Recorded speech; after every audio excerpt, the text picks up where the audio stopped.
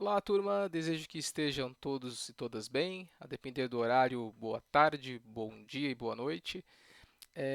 Eu gostaria de utilizar esse simulador para retomar uma fundamentação importante que tem a ver com a determinação da capacidade do calorímetro.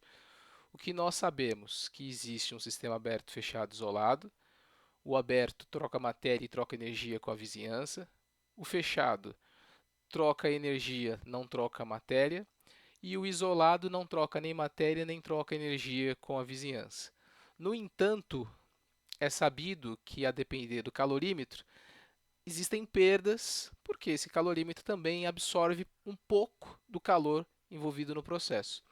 Aqui na tela é um simulador que vai permitir revisar, inclusive, parte de um experimento que nós fizemos recentemente determinando a capacidade do calorímetro. Então vamos lá. No primeiro momento, eu tenho aqui 100 ml de água a uma temperatura inicial de 27,7 graus. Então essa informação é importante. Agora nós vamos medir a temperatura da amostra no copo aberto, que nesse caso é a temperatura 2, 48,6 graus. Nós vamos transferir aqui, neste caso, é a amostra quente na amostra fria.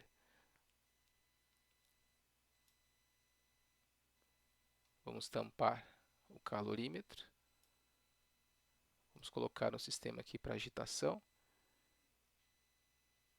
E vamos verificar a nova temperatura de equilíbrio, que é exatamente de 36,6 graus.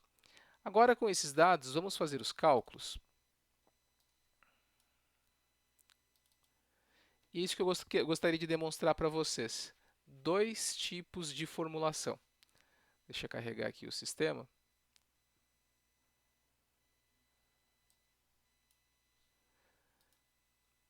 Então, olha só que interessante.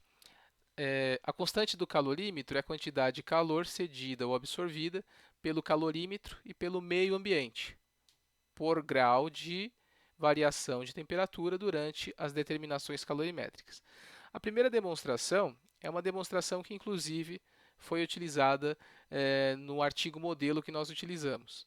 Massa da água fria vezes 4,18, que é o calor específico da água, calculando aqui a variação de temperatura da fonte fria, mais a capacidade do calorímetro vezes a variação de temperatura da fonte fria, que é igual à massa de água quente vezes 4,18, que é o calor específico da água, vezes a variação de temperatura quente.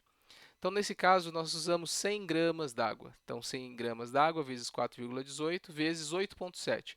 8,7 é a variação da água da frente fria, que é 27,7, até o equilíbrio, que é 36,4, igual a massa de água quente, que nesse caso também é 100 ml, ou seja, 100 gramas, vezes 4,18, vezes a variação na temperatura quente. Neste caso, a água começou com 48,6 e terminou com 36,4, então 12,12.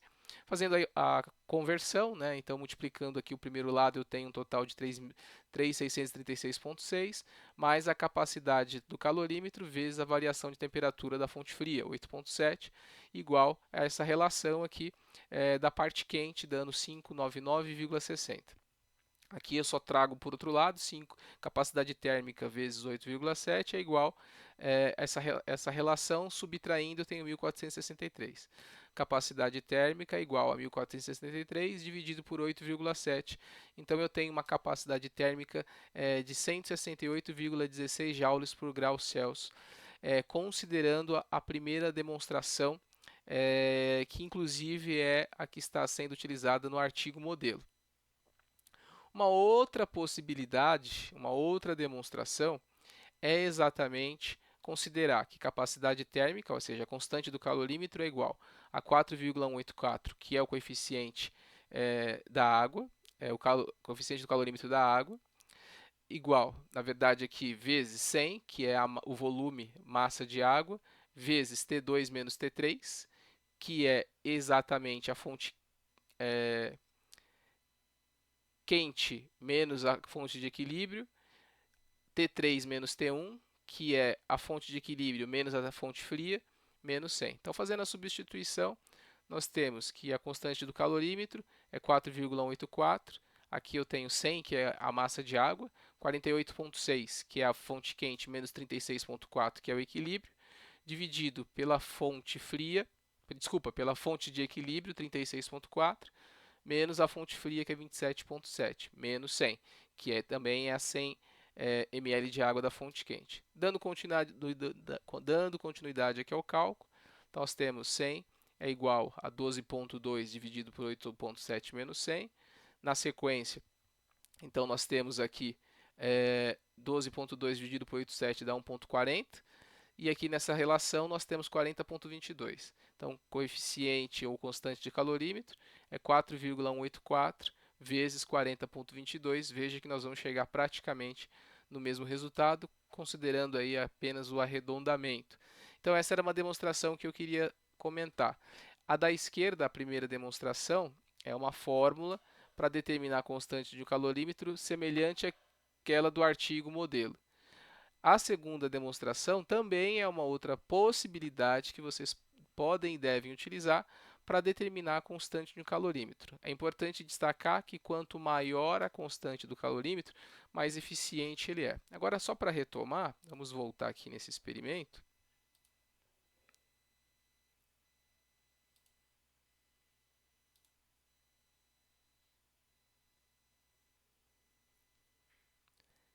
Só retomando, né? Então nós temos a temperatura inicial 27,7 graus.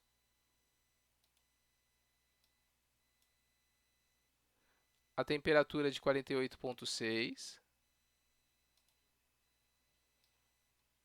Vou fazer a transferência. Vou fechar o calorímetro. Vou permitir uma agitação. E agora eu tenho uma nova temperatura. E, inclusive, o simulador ele também permite aqui toda a demonstração do cálculo necessário para este experimento. Pessoal, desejo aí bons estudos. Nos falamos e nos vemos em breve. Verifiquem o cálculo tanto com a primeira e a segunda demonstração. E até logo. Tchau, tchau.